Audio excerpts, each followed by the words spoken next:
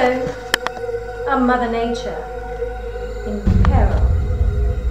I have been watching and feeling all that's come to existence because of your mischievous ways. It wasn't intentional, I know. You are yet to become the beings that the universe intended. I urge you to change your actions. There are warnings all around you. The climate surge, the pollution, the many species that have come to extinction. Take heed and listen! To save your beloved Mother Nature.